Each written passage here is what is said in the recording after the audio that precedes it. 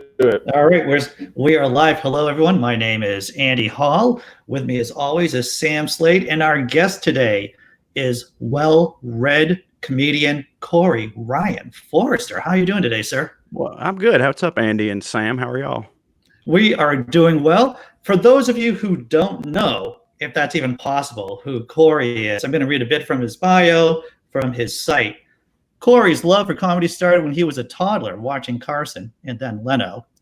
From a blanket on the floor next to his daddy Dale, by second grade, he had already informed his teachers that he was going to be a comedian and didn't ever consider another profession. At age 16, he worked up the nerve to do his first open mic, lying about his age to be admitted into the club. And after that, it goes on about how you've had a variety of really, I'm going to use the word interesting jobs and not use. Yeah, I let my dad write my bio, which I now realize was a mistake. Right, but you were a house painter, retail associate, motorcycle salesman, urine sample collector. Yeah, that was a bummer. Yeah, flower delivery boy, hotel maid, college textbook reseller, and hay baler.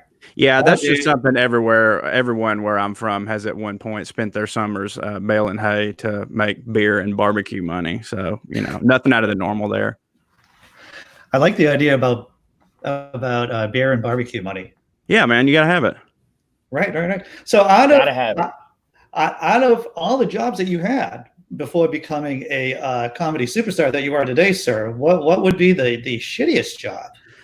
Definitely the urine sample receiver boy, mainly because I didn't like. I hate drug tests, period, because I don't like anybody getting in trouble for just smoking a little weed at the job. But it was one of those things where I knew a guy and it was a side gig and I was traveling doing comedy. It was one of these things I could do during the week and it paid terrible. And the bags and the cups and stuff that came in would very often just leak in the box in the back of my very hot Xterra that had no air conditioning. So I just had a buffet of people's pee in the back of my car at all times. And I was having to drive everywhere. And I think I got paid like $25 a day and it was like 15 in gas to do it. And it was just absolutely, it was horrible. And it was just demoralizing. And again, like I felt like a rat, the whole time. Cause I'm so against this thing, but at the same time, I need this $10 today so I can keep doing stand up.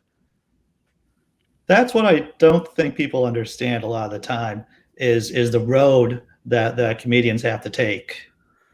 Yeah, man, it's rough. Paying your dues is a very real thing. I mean, I've been doing this is come October, I've been doing stand up for 16 years. And I say doing stand up for 16 years. I stepped on stage for the first time 16 years ago. I was also 16 myself. So it didn't like those first like 4 or 5 years barely counted because I didn't know anything. The only thing I gained in the first 4 or 5 years on it was just stage presence. So I was very lucky in the sense of once I finally had something to say, I knew how to do it better than if I'd just jumped on stage at 25. But, I didn't start really making, I wasn't profitable as a comedian until 4.5 years ago when, I just got very, very lucky. But that's what happens after, 12 years, then you get lucky. That's how it goes, I guess. Right. The thing is that a lot of people put those 12 years in or 15 years in and never really get lucky. Sure. Absolutely. I mean, it's both. You absolutely have to have both. Like hard work certainly pays off. But I won't name drop here. I won't use her last name. I'll just use her first name. That way nobody can accuse me of name dropping. But I've got this friend named Whoopi, and and she was at one of my shows in Brooklyn, and we were talking about how all us three, Trae and Drew and me, we were talking about how lucky we had gotten. But she just saw our show, and she was like, "It's true that y'all got lucky, without a doubt. But if you had gotten lucky and only had like a year in the game, you wouldn't be here this time next year because you wouldn't know what you were doing." So luck and the process kind of have to meet, because I've seen a lot of people that, and it can happen. It happens now more than it used to. And I think YouTube's a great thing. And a lot of people like to bash YouTube comedians or like YouTube stars or whatever. And my thought process on that is, dude, vaudeville people trashed radio people when radio became a thing. And then radio people hated TV people. And then this is just the new thing.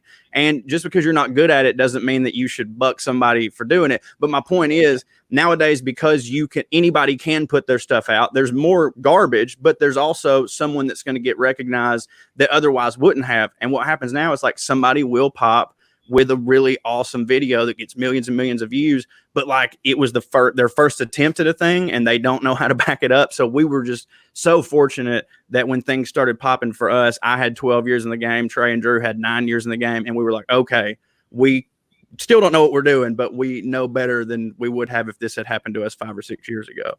That's exactly right. That's right. Because, it's that deal you're talking about, Corey, where if you don't have the preparation, you haven't put in the time, you can get that shot, you can get Conan, whatever. But then once but then great, you have a tight 5 that kills, but can are you ready to do 30? Are you ready to do 45? Are you ready to go feature, whatever?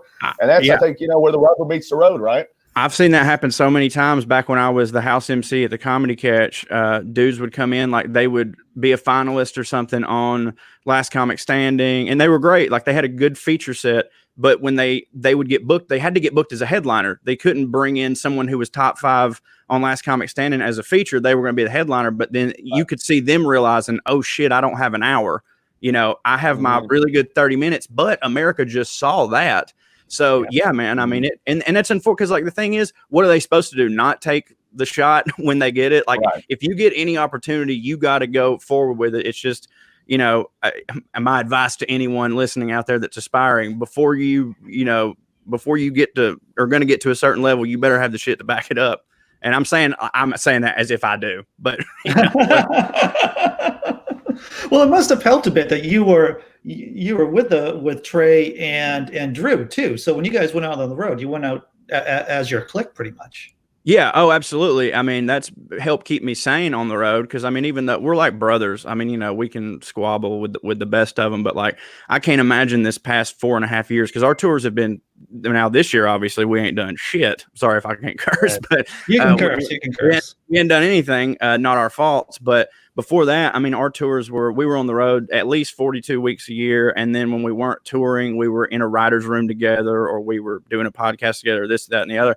I cannot imagine being a headliner. And I know this is just the case for most nationally touring headliners, just being alone, being by myself out there. It's definitely helped. And I consider myself lucky in so many regards to have those dudes. Right. So how do you guys come? Because I know Drew has a background in law. Yeah.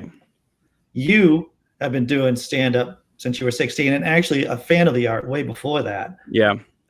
How do you guys come to the writing room? I mean, in terms of writing style and process. We're all a little bit different. Trae is definitely the most methodic and robotic of the group. And I don't mean that as an insult at all. I'm so jealous of him. Like Trae can very easily compartmentalize his stuff. Like when Trae goes on stage, every single thing that comes out of his mouth, for the most part, was written in long form in a notebook, exactly how he's going to say it. And I can't do that. I'm more off the wall, not necessarily improv. But when I write a bit, it's like the first thing that will happen is I'll have a funny line will come to me that will ostensibly be the punchline. And I'll be like, oh, wow. And then I'll be like, well, the premise to get to there would be this. And then I've got this whole thing in the middle that is usually reserved for an open mic or a early show Thursday where everybody's drunk, where it's like, all right, I'm going to open with the premise and I know where I want to get. And what I'm going to do is just keep talking until I realize, oh, you need to wrap this up, and then say the punchline. And then after about, 40 shows, it'll start out as 2 minutes, and sometimes it'll get to 8 or 10. And sometimes of that 10, it'll get chunked down. So in the writer's room, I'm kind of all over the place a little bit. I consider myself more of like a punch up guy. Trae's better at writing like the actual script, and I'm better at grabbing that script afterwards and go, oh, just say this word instead of this word, or put this here, blah, blah, blah. Not that I'm not talented at writing scripts. I don't want to say that, but Trae's more methodical in that. And I'd say me and Drew both are kind of a little out there in our store. We're way Drew's very verbose, so am I. We'll be sitting there and we're like, we're gonna have to cut this because the main character literally can't talk for 5 minutes in this scene. It's a 2-minute scene. So right. Very good. We have someone from the chat, Canto Ergo Sum. His question is, Corey, do you think that young people will leave this?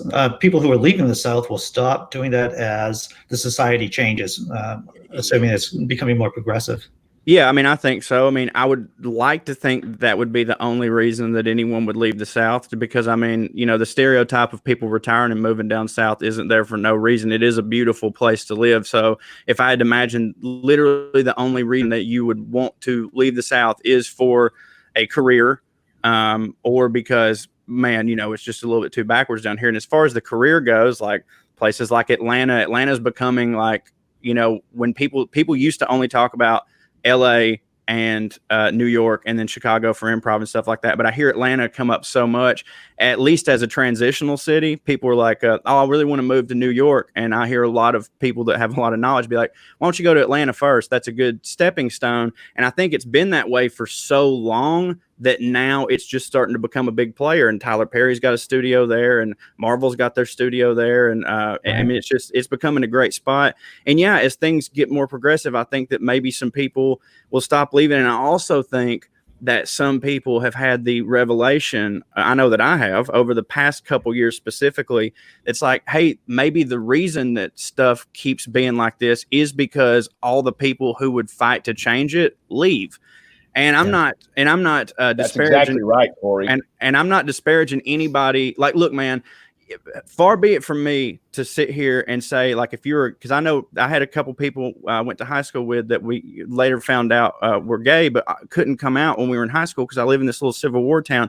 Far be it from me to tell that person, hey, man, you need to stay. No, I get it. I totally get it, because there's no reason for you to live every day fearing for your life or fearing for your sanity. That's get out. I understand. But I think that a lot of people hopefully now are realizing, like, hey, man, if I'm from the South, I can make a difference here. If I run off, it's just going to be the same. So I don't know. I hope.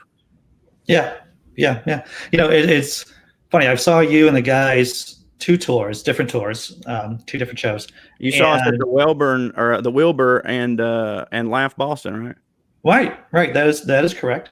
And I know that you mentioned Chickamauga and the Civil War Battle of Chickamauga. And it's interesting that you're saying about how you like to kind of like bang it around on stage, around different topics and evolves.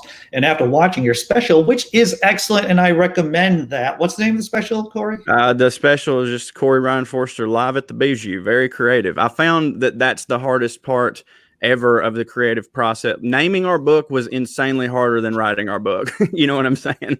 Like, so when it came to special, I was like, well, shit, just live at the Bijou, because at least that's true. Right. So it was great for me to see you kind of like banging around the Battle of Chickamauga, and then it kind of like flourished. Yeah. In the latest special. Yeah, and I've been banging that one around for a long time, and it was one of those same thing where, I had a punchline. I had this act out. The first thing I ever wrote on it was the act out of the Civil War reenactor creeping through the gas station and like wondering what cars are and stuff. And I had that, and I would just kind of go on stage and play this, Civil War reenactor character. And then the next time I went on stage, I would just add this, and it just stretched out. And when I watched the recut of the special, I was kind of upset because that joke was, I think in the special it's 10 minutes long, but it has been as much as like 18 minutes long at one point. And I was so upset that, because, editing's the hardest but most necessary part of this bullshit that we do. And I was so upset to leave a lot of hits on the table, but I can probably also just repackage them into some other horse shit that I say. That's great. Dude. A lot of that. A lot of the racist jokes they're pretty evergreen. And by the way, I don't mean racist jokes like I tell racist jokes about racism, I should say.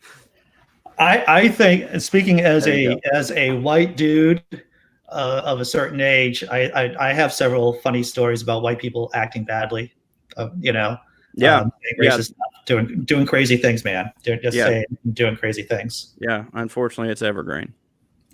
It is evergreen. So what made you go? I mean, the special is 31, about 30 minutes long or so. What made you go with 30 minutes? Well, that's what I work with on tour, because that wasn't like recorded specifically for me. That was all three of us had recorded this thing, and we were using it to shop around, which we still, I mean, ostensibly are, but we've shot some more stuff since then, and that's just how long the set was. Well, actually, it was a little bit longer. I cut some stuff because when I go in front of Trae, I'm supposed to do 20, which means I do 30. But then often, you know, if we just have one show or whatever, we'll be like, look, man, we got this place for so long. It's fine. I'll do 40, you know, and just make everybody hate me. The comedians, not the crowd. I crush. But yeah, that's just what it was. I mean, that was the half hour. And we just put out, an album just a year before where I did a completely different 30 minutes, no repeats or anything. So currently on the road, that's just what I'm working with is 30 minutes, which I enjoy because we're working with a group and touring as much as we do. It's still obviously difficult to write a new good that I want to put out there 30 minutes a year, but it's damn sure easier than writing a new hour to tour on every year. So it's kept me creative and comfortable at the same time. So that's what we're working with. Fantastic. So, Buttercream Dream. Yeah. Okay. Here we go. Dude, Twitter, hilarious. Thank you. That is. Now, what was your big wrestling fan? Yeah, very big wrestling fan. Before COVID and everything, I was at a ton of AEW pay-per-views, and I go to indie shows and stuff all the time. Came up a huge fan, and kind of, I got out of it right after Stone Cold left, only because it's not like a lot of people got out at the time and they were like, "Oh, the Attitude Era is over. It's not any good anymore." I go back now and watch some of the stuff from the years that I didn't watch, and I'm like, oh man, this would have been great. I really enjoyed this. It just so happened Stone Cold left around the time I got into like middle school and early high school, and that's just when I think that wrestling is very similar to Santa Claus in the sense of when you're a kid, you love Santa Claus because Santa Claus is real, and that's awesome. And then someone tells you that Santa Claus is a work. And then for a minute, you hate Santa Claus because you've been lied to your entire life. But then a little bit later, something happens where you actually appreciate Santa Claus even more for what he represents. And you understand like, oh, no, that's actually great. It's actually cooler that it's a work because someone had to create this. So I went through that and I got back into it in 2016 because I met this dude named Conrad Thompson, who had just started this podcast with his now father-in-law, Ric Flair. And then he started another podcast with Bruce Pritchard. And I started listening to these old stories and it fanned the flame again, started watching the new stuff. And I was like, wow, these guys are really good. I don't know what I was thinking, but this is tremendous. It is. Awesome. You've been a big fan of wrestling too, Sam. Yeah, I grew up on wrestling, Corey. I mean, we're not that far apart. I'm in Texas. I know it's not quite the real South, or we can get into y'all are your all own that thing, but it's a beautiful thing. It's a different thing, but I've driven my girlfriend crazy during quarantine with wrestling shit. Just I downloaded the PlayStation game late one night, which then took over about 3 weeks of my time trying to unlock all the wrestlers and Stone Cold and then trying to show the girlfriend, I don't know if you caught it, Corey, the Vice documentary they did behind the ring, kind of behind the Vice. That's a great docuseries. The Dark Side of the Ring. There you go. Thank you man, very much. Loved it so much. I got to meet those dudes and chat with them for a little bit at one of the last wrestling conventions, and they're great. So that's awesome, man. So I get my girlfriend and I'm kind of holding her hostage to some extent, showing her all this old WWE stuff in the history. And then by the time it was all said and done a couple weeks ago, we get an Amazon package and I'm like, hey, did you order something? And she had ordered herself a nice pair of Randy Savage goggles. That's great, man. Cool. So she's getting into it a little bit, but it's exactly like what you're saying. There's so many moments where you're like, oh, shit, I think I had already checked out by then. I was busy trying to get laid and find weed. Yep, 100%. Absolutely, man. And then you go back and there's great stuff. And Vince McMahon, I mean, he is truly the P.T. Barnum of our time. And it's nothing I unbelievable. like better than seeing Jesse Ventura talk about how Vince, I told Vince, I said I'll get all of my money. That's a good Jesse. So it's just the story's going on forever. And I'm still taking my vitamins and staying in school like a little Hulkamaniac. Absolutely. And wear your mask, right? Yeah. That Hulk in the 80s would definitely be coming out with a red and yellow mask right now. All over the place. Point at everybody. What you gonna do, brother, when COVID runs right over you? I don't know how he would have been with not being able. Well, he definitely had his own tanning bed by then, so it was fine. I guess he didn't have to worry about it. He just sprayed it down. Yeah, I got to think. Terry was an early investor in the at-home tanning bed. Absolutely. Probably custom with that 6'8" frame of his, and I'm very interested to see what Chris Hemsworth does with his Netflix movie where he'll be portraying Hulk Hogan. Andy, have you heard about that? Man, I have not heard about that. I have heard about that, and my thing with that is like when you go to cast a movie like that, you especially with Hulk Hogan, you obviously first and foremost you're like, man, they have to have the body, or it doesn't really matter how good they are. So I look at Chris Hemsworth, and he's a tremendous actor. My only issue is that he's so much better looking. Like they're gonna have to do prosthetics or something because not that Hogan was not a good looking man, but Chris Hemsworth makes me question a lot of myself often when I say like there's only like 5 dudes like that on earth where I'm like I'm not, but like out of respect I probably would. And he's one of them, and I've never really felt that way for Hogan. So I'm interested to see how they shave the bald ring around the head that Terry had back in the day, and then where I got lost, Corey was thinking about, man, I hope we get Macho Man. I hope we get Ricky the Dragon Steamboat. I hope we get, how the fuck on earth do you pull off Andre the Giant at this point? Because you can't tell the Hulk Hogan story without Andre showing up. No, I agree. And I mean, especially with all those guys, like you can't tell that story without a lot of those key figures showing up. And with the other ones, I'm sure that if they can cast Hemsworth, they can figure out the other guys. But I genuinely, with Andre, there's going to have to be a lot of what's it called? Forced perspective. There's going to have to be a lot of forced perspective because the only dude big enough to play him is the Big Show, and he doesn't look at all like. I mean, I'm not saying he couldn't kind of pull that off, but Andre had a very specific look. Then with prosthetics, they can about do anything. So I don't know, but it would have to. I mean, if we're going with just the body and the build, it's got to be Big Show. And honestly, he's going to have to get a little bit out of shape to play it if he does. Right. I got to say, if folks watching this haven't seen the Andre the Giant documentary that HBO made, it is fascinating. It is a beautiful story, whether you're a wrestling fan or not. It's Shakespearean. His story I agree. I was actually able to get my wife to sit down and watch that one with me, and afterwards she was like, "Oh, that did." And she loves Dark Side of the. She doesn't like wrestling at all, but she likes that and Dark Side of the Ring. So those are two that she's like, "Oh, I don't think you'd have to be a wrestling fan to like this. That's just a really interesting story." I'm like, "Yeah, about the 7'3" dude from France. You're damn right. It's a pretty good story." So Terry Rice over in the chat mentioned that her husband's from Augusta, Georgia, raised by Northerners, and she was talking to him about Chickamauga. Their adult son, early 20s, loves history, so they're planning a pandemic visit to Chickamauga. She also says is there any kind of Civil War like museum there? Oh yeah. I mean, I live in right off the road of the battlefield of Chickamauga. The park is like, it's very cool. I mean, save for like there's some statues that probably would not be there, but like it's a great place to go walk, and it's another. My wife will not walk with me there anymore because she's trying to get exercise, and I'm stopping to read every plaque that I've seen a million times. But there's also there's a museum over there. We've got down here in Chickamauga, we've got a regional history museum that's got some great artifacts and stuff like that. I mean, here's the deal. As anyone could know or assume, you're going to see a very, very whitewashed version of everything. But if you are a Civil War buff and stuff, it is a very, very nice spot. They take really good care of it. The park is beautiful. Stay in Chattanooga.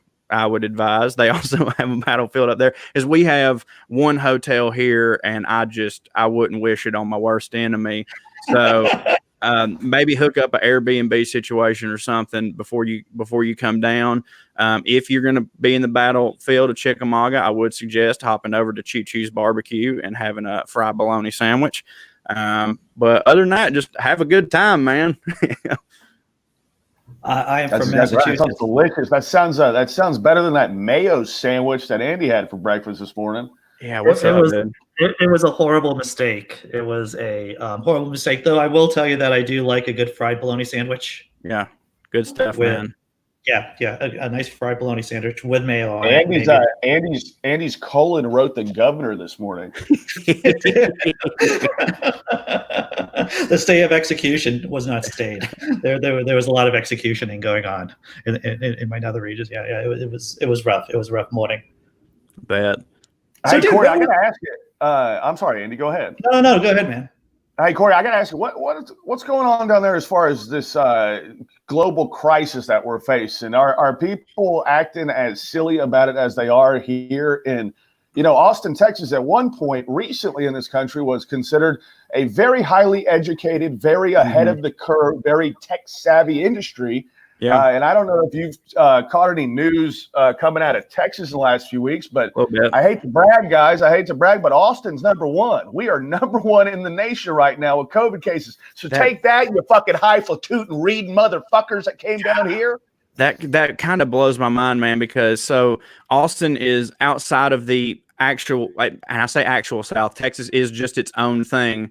That's a great thing for the record, but it's its own thing. But outside of the South, we sell more tickets in Austin than anywhere. I mean, we sold out the freaking Paramount one year. We did Austin City Limits the next year. And the reason we were always told is because they're like, yeah, Austin is it's the blue speck in the sea of red that is Texas. And Texas is conservative, but Austin is liberal. And I still believe that if you compare Austin to everywhere else in Texas, that's 100% true. But I guess this is just my bias saying like liberals are supposed to be the smart ones, so they should be wearing the mask. There's also a bunch of liberals who are, the staunch anti-vax. The government's trying to inject us with stuff that makes frogs gay and stuff like that. That's also us too. Right. Right, and you got to remember, we're the town that made Alex Jones. Yeah. We're the original gay frog town. I was about to say that's where that came from. So, listen here, I got to tell you, it's a complete global conspiracy. The New World Order, George Soros, they're coming for your gay frogs. They will take your gay frogs away from you. I will not stand for it. What a lunatic! I want to, Corey. We got to point out though, and I think you're touched on something important that I wanted to point out. Just because you're cool and you like music festivals and you know where to get good weed doesn't make you necessarily a very educated person politically.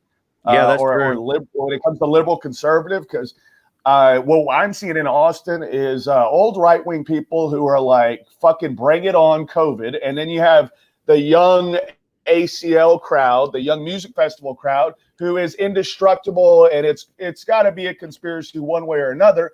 Meanwhile, our mayor down here in Austin yesterday passed a thing in the city council saying that you can be fined up to $2,000 if you're caught in public for not wearing your mask. Yeah, with my people, I was listening to Neil Brennan on his podcast the other day, and I think he made a good point. But it's just, how many fucking rights do you guys need? I mean, we're not. This isn't about rights. This is a plague. It's a plague. Come on. That's my thing too. Is like the other day I was thinking that the difference between not maybe all liberals and all conservatives, but me being a liberal and my conservative friends, the main difference between me and them I found is that I genuinely hope I'm wrong about everything I believe. Almost like everything like every single thing I believe. Drew used to have a great joke about it on stage about global warming and stuff, and he was basically talking to liberals where he was like, don't you guys kind of hope this is real? And his whole point was he would rather all the polar bears die than him have to have one of his cousins go, I told you that shit wasn't real, pussy. Won't you suck my carbon footprint? But genuinely, I wish most of the things I believe weren't true. I genuinely hope that in a year's time, we all look back on this and go, well, we did overreact a bit, because overreacting is way better than underreacting. So like, look, if I got to be like, if people look back and they're like, hey, by the way, the mask didn't work, you look like a dipshit the whole time. Okay. I'd rather look like a dipshit now, or in hindsight, than not wear it and it have been real and I was part of the problem. That's just kind of how I see it. Like, it's just safer, like wearing a fucking seatbelt. Like, just do it. Like, it doesn't hurt any. I don't understand it. Like, the same people too, they're like, well, you know, as long as the government don't make us do it. And I'm like, well, you're not doing it now, so I don't see why it would help. But their whole thing is, well, I just don't want the government to make us do anything. And there's this, we live close to this town called Kennesaw, Georgia, and Kennesaw, Georgia has made national headlines for in that city, they require citizens to own a gun. They require them to own a gun. And almost every person that I know in Chickamauga who is completely against the government forcing them to wear a mask loves that law. They're like, yeah, that's right. Everyone should have a gun. The government should require it. But then all of a sudden, when it comes to the government should make you wear a mask, it's whoa, whoa, whoa. You're infringing on my rights. It's almost like they've got this just weird thing with guns and that's it. But man, I don't know. Like, I can't get a pulse on everybody because, like I said, sometimes I go to the store and it's just me wearing a mask and nobody's like, I haven't had one of those like crazy Twitter camera moments where somebody like screams at me and calls me a pussy for wearing a mask. But I have had some people give me kind of an audible when they walk by, just like, okay, Mr. wearing a mask. And then sometimes I go and people are wearing, like, half the grocery store will be wearing a mask. And like, it's funny too, because it's created some sort of sense of community. Like, you'll walk past somebody, neither one of you know who each other are because you got the mask on, but you'll still give them the what's up. like we're one of the good ones. If shit breaks down, I got you. So I don't know, man. It's like, but it's the weirdest thing. Like, when you tell, if rednecks had come up with this mask thing on their own, they'd be loving it. But because someone told them to do it, and I get that. I'm ready. We hate being told what to do. We hate conforming, and I don't know, man. It's just, again, to me, it's just better safe than sorry. Get her done mask would be selling like fucking hotcakes down here right now if that was the case. Yeah, I said Confederate flag mask. Just take all the old Confederate flags, cut them up, make masks. There you go. But I'm sure Jared Kushner's going to wrap this up pretty soon, guys. I've got confidence. Don't worry. Oh yeah, he's going to crush it. But Andy and I wanted to add to this. Andy and I joke around on here. Can you imagine some movement in the 80s when HIV and AIDS exploded across this country? Some movement of, we're not wearing condoms. I'm going to keep blowing my load everywhere. And I mean, yes, I can. Guys. You're like, no, I know, guys, you're still saying that. Yeah, absolutely, man. I just don't. It's another one of those things. I mean, it's. I almost hate this even for, but it's toxic masculinity for the most part. I mean, not that there's not plenty of women not wearing masks too. They can, you can just be stupid. But like, I think there's a lot of dudes who genuinely like, this makes me weak to look like I'm, hiding from a disease. And it's just scared of the plague. Yeah. I've just never met. I gotta. So Corey, how are you able to navigate for so many years in Chickamauga in a town that, as you describe it, feeling how you feel and saying the things that you say? What was there some kind of survival guide that you used? Yeah, I mean, growing up and doing the comedy club that I did, which was still a very conservative, even though it was in Chattanooga, Chattanooga wasn't as liberal as they are now, which they still aren't as liberal as everybody would think. But like, the comedy club in Chattanooga was still a very older conservative base, and I just kind of had to figure. I knew early on I'm never gonna not say what I want. Like, I'm not gonna concede that. I'm not ever gonna go on stage and just say things that I don't believe in to win these people over. But what I will have to do in order to sometimes save my literal ass is find a way to make my jokes, but them think they're funny too. Which is why, we all three grew up in those similar situations in their comedy club in Knoxville. And that's why now when we go on tour, it's the wellRED comedy tour. The headliners, the liberal redneck. There's a lot of people who are like, screw that, I don't want to do it. But they'll get drugged by their wives. Like, these conservative dudes will get drugged by their wives and they'll come to our show. And they always come up and talk to us afterwards. And they'll always lead with, hey, dude, I don't agree with nothing y'all say, blah, blah, blah. But that was a hell of a show. And the thing is, like, almost every one of my jokes does completely buck one of their ideals, but I learned how to Eddie Haskell my way through life. I mean, I really kind of did. And like in my town, I will say this, and I'm ashamed of it, but it's a thing that I think a lot of people have gone through and maybe now are realizing it. There was a lot of, in my personal life when I wasn't on stage, there was a lot of shit that people would be saying around me that I just let it go because I didn't want to ruin the party, or I didn't want to lose a friend, or I didn't want to, or hell, I know their sister, or I know their mom, or I don't, so I just blah, blah, blah, blah, blah. And I've had to take a lot of personal inventory on like, well, you didn't do a bad thing, but some bad things were happening and maybe you were just playing political or something like that. And that don't happen anymore, which is why I'm pretty much just here by myself at the house all the time. You finally just start realizing, you're like, why do you want, if you've got to work every day of your life so hard just to keep certain friends, you don't need them, because that's not what a friend is. So yeah, those days are gone, for me. And I'm sure I know I will, in 5 years, I will look back on this period and think you weren't as good as you should have been either. And that's kind of, especially at the age I am, because I'm only 32. So I pretty much, every 5 years I go back and am so ashamed of what I was, and I don't know when that's going to stop. Like, hopefully I'll get to a point where it's like, at 45, you did all right. That was, I mean, you could be better, but that was okay. But man, yeah, I mean, it's just a lot of times people now, and I will give a lot of people in this town credit who don't agree with anything I say and think I'm a devil worshiping atheist and blah, blah, blah, blah. A lot of them are still so capitalist at heart that they can find a place to be happy for me because I'm making it in something that I do. Like, I have a buddy who literally hates everything that I say, hates it, like thinks I'm the devil. But like, once we get past that, he's like, you're making that money though, man. That's good for you, dude. I'm so happy for you. Right. So we can find some common ground. And also, man, like, it's been in the past 4 years. I've had, in the past couple weeks, I've had 4 buddies, which I realize is anecdotal. It's only 4 people, but these are dudes who are pretty hardcore Trump supporters who have told me, hey man, I'm not voting for him this time. And 3 of them said, I'm just not voting, which I know you think is bad. If I don't vote, it's still a vote for. I'm like, dude, honestly, with y'all, I'll take that shit. I will absolutely take you just not voting. And one person said, they're like, I'll either bite the bullet and vote for Biden, even though I never voted for a Democrat, or I'll just write someone in. That way I can feel like I exercised my right, but didn't lose my conscience. And again, these are only 4 people, but these are 4 people who they are to me and how boisterous they have been with their opinions definitely have to represent a larger group of people. So I don't know, man. I think that a lot of it's come to a head, and a lot of people down here are like, man, we believe a lot of stuff, but god dang, this is getting rough. Like, this is bad. We thought we were a national embarrassment before. Jesus Christ. Beer.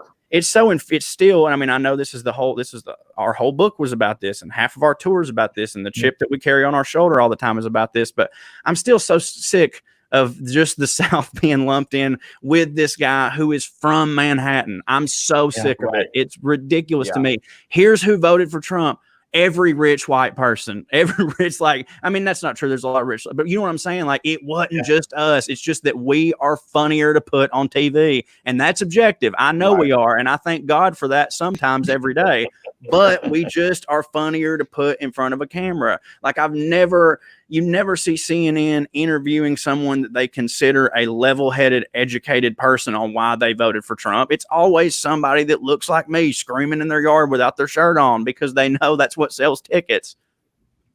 No, you're the WWE aspect to it. Yes, absolutely. We got to remember, we came off of 8 years of a very calm, at the risk of sounding status quo, business as usual, first black president who didn't want to make too many waves with the Republicans or folks in the South. And here we have our first WWE president, and shit's going about as expected at WrestleMania right now. I mean, there's surprises at every turn. There's guest stars. There's special guest referees. We've got all kinds of stuff down here, Corey. Yeah. This is like WrestleMania if Vince Russo booked it, which is not great. Right. It's so interesting what you were saying about your buddies or the 4 guys. Because I've had relatives who have gone, who voted for Trump, who have reached out to me and have gone hard oh, we got to do something. They're going to have to really enforce the mask thing. And, as bad as I really want to do the thing, and the liberal thing, when a Republican voter finds out they got fucking had by somebody who just wanted to lower taxes for rich people, and they go, well, shit, this is a bad deal. Maybe we ought to elect somebody else now. This ain't really working out. And they've come over here, and I want to do that I told you so shit, but that doesn't do any good right now in a time like this. But then, unexplainably, I don't know how, maybe it's just fear and maybe it's just living in a bubble, but I've got a couple uncles who, as far as you think about the conversations that you're going to have at family gatherings, and you always have those couple uncles or whoever, a couple people in the family where you're like, at least I won't hear crazy Trump Republican shit out of that guy. Like I can sit over in the corner, grab an iced tea, and we can chat about movies or whatever, and it not be, ask me why I haven't enlisted to go, find Saddam's relatives in Iraq right now. Absolutely. And then, well, my uncle like that, he apparently, I've heard, is he's now gone full the other direction. He's now pro-Trump after voting for Obama twice and Democrats his whole life, and now in the middle of all this. So I don't know which way anybody's going anymore. I know I'm not going anywhere. I think I spend more time at this desk doing these two podcasts than anyone. And I get, the only time I see my friends, I think, are through Skype now, and Andy a couple times a week on Zoom or whatever this is we're using. Well, I think what you just said definitely proves the thing that a lot of extreme leftist liberals have been saying for years, which was like, y'all, Obama's pretty moderate. Everybody for so was like, oh, he's going to bring in socialism. He's going to blah, blah, blah. And I was like, Sharia law's coming, y'all. Dude, he bent over for the banks. He was slow on weed. He was like, and by the way, loved Obama.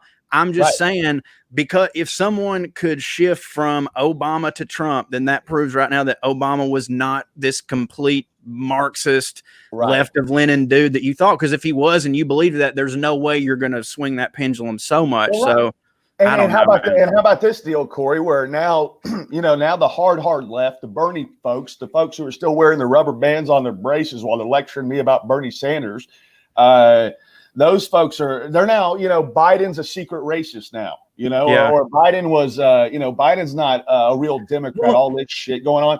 Meanwhile, you talking about Obama being slow on weed. I remember gay marriage wasn't something you openly talked about at Democratic organizational groups until Joe Biden blurted it out because he was sick of the bullshit. Right. Yeah. 100%, man.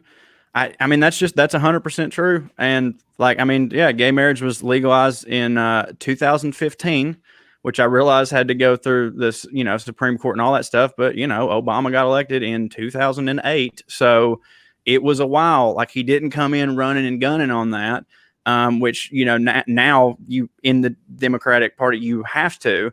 And that's the thing that that's a thing that, like, people were like, they always want to go, hey man, Democrats didn't even vote for, gay, blah, blah, gay marriage, blah, blah, until blah, blah, blah. And I'm like, right, but they did.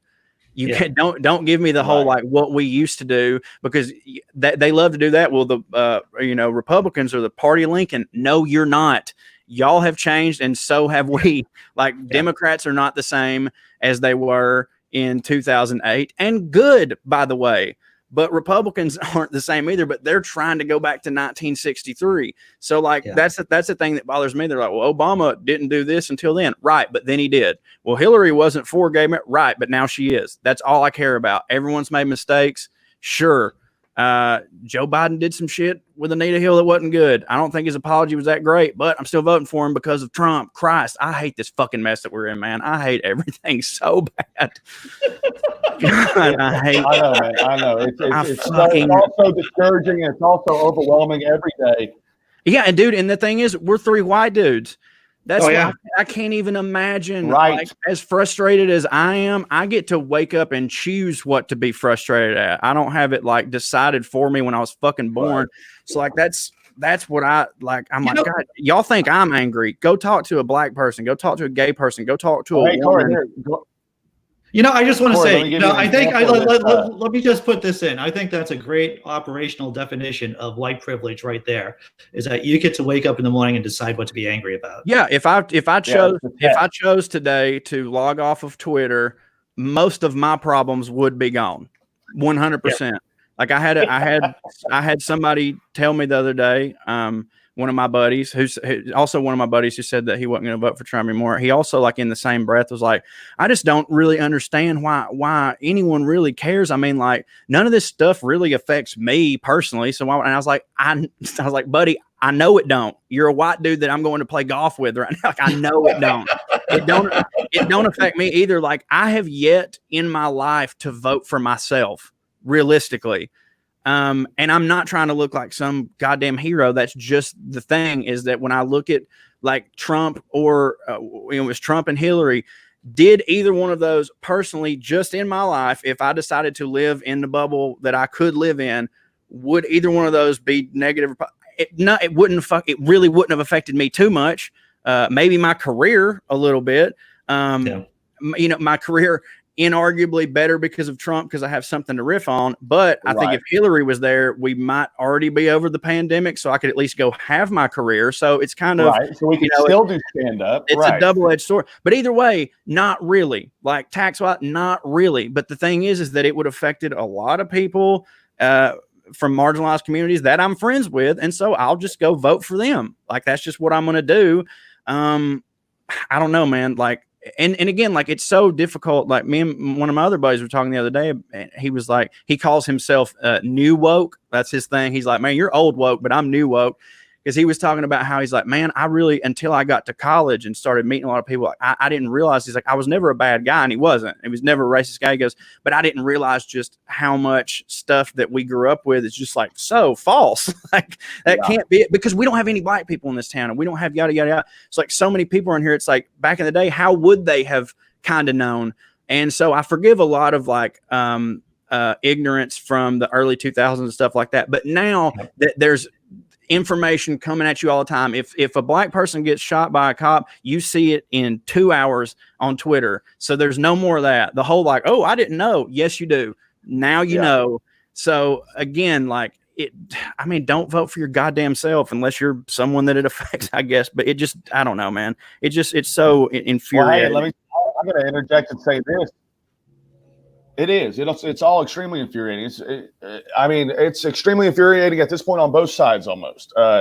As far as even a lot of our good liberal allies are kind of just losing their mind because they get so sidetracked.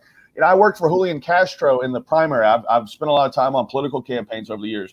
Last fall, when he brought up transgender abortion at the debate, which is abortions for men who have had sex changes, which is scientifically impossible for that person to get pregnant and then have an abortion. When he brought that up is when I started looking around going, what happened to minimum wage? What happened to health care? What happened to not starting wars? Or what happened to having a pandemic response team? But when we're talking about being three guys of white privilege, which we've all three passed the test, can you delete Twitter and, go about your day without any real problems to get upset about throughout the day? My girlfriend is Native American and not Elizabeth Warren style Native American. I mean, like, Native American. Right. Not Native American, like how everybody in my hometown is part Cherokee. Right.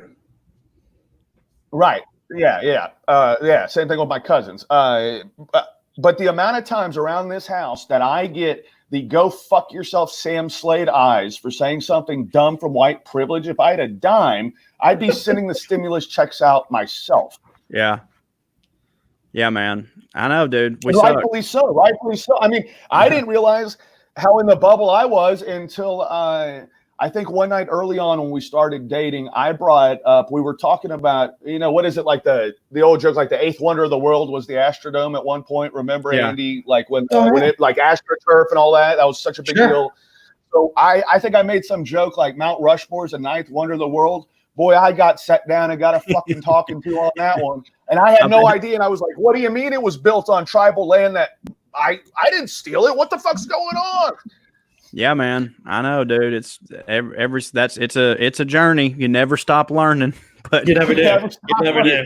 But that's the thing. Like Bill Burr had that great bit about the Duck Dynasty folks and like how it just kind of happens with people sometimes where you learn all this stuff and you're a hippie in one generation, but then you have kids and you kind of, pull the blanket over yourself for 18 years, you're raising them, you're not paying attention. And then you come out with the same ideas that you had that used to be very liberal. And now you're a fucking white supremacist all of a sudden. Right. And that's the thing I literally every single day. Like in my special, I talked about, I opened up with a thing like, hey, before I say this, I hope you know that I'm not trying to be one of those kids these days comics because A, I'm not old enough, and B, I think kids these days are awesome. This generation's great. Almost every single fucking day in my notes when I'm writing something, I have to go, wait, is this just a thing that you think because you don't understand it? Like with EDM music, I've had to just be like, it just ain't for me. That's a phrase. Yeah. That's a phrase that I'm constantly saying to myself now. Whereas used to, I would go, this sucks. First, I just go, this isn't for me. You know what I'm saying? Like my wife will want to watch a movie and I'll watch it with her. And it's some like, it was based on like some teen vampire fucking book or something. And I'll just to give an example, and I'll watch it and I used to be like, God, this is garbage. And then I'll be like, well, it made $500 million. It's just not for you, I guess. And I think that's just with a lot of things every single day. Unfortunately, you never stop growing, nor should you try. But I can see how it's a little bit difficult. But for the sake of humanity, it is our responsibility to check ourselves every day and go, am I right or am I just stupid and fucking old? Which is why I'm so sick of these and I'm not trying to be ageist here. I'm just so sick of these 75 plus white motherfuckers still running for shit because, dude, the median age in this country is 39. Do you think any 75-year-old has any idea what it's real? Dude, if your career in politics started 45 years before there was an internet, go write a book and sit on your fucking boat because it's a completely different world now. It's a completely different world since smartphones. We are advancing at such an insane pace that we need people that reflect that, which are, young women, for instance. So women of color. I don't even know. I don't even know what the original start to this question was, but I don't even know, dude. I'm sorry. What I will say about, and I want to bring this back to comedy, is that I've seen Mark Maron a couple of times live. We were at the Comedy Store in LA before the apocalypse, of course. And every single time I've seen his specials, at no point, or listened to him on his podcast, I think he's like an older guy who has it right. At no point do I think he's an old guy shaking his fist at the clouds. And if he does, he's going to say, I was doing that. Yeah. And that's the thing too. I was going to say is like, I'm not saying you can't do that. And you can do anything you want and stand up, but like, if you're going to be a good comic and a good artist, you should at least step back and understand why you just wrote something about how kids these days are stupid. Because, like we're always going to feel that. And for the record, like, even though I'm only 32, 18-year-olds look at me like I'm an old fucking dumb idiot. So like, sometimes I just want to look at them like they're just a young, naive, dumbass. But at the same time, I'm like, they know how to code. Right, exactly. And we don't.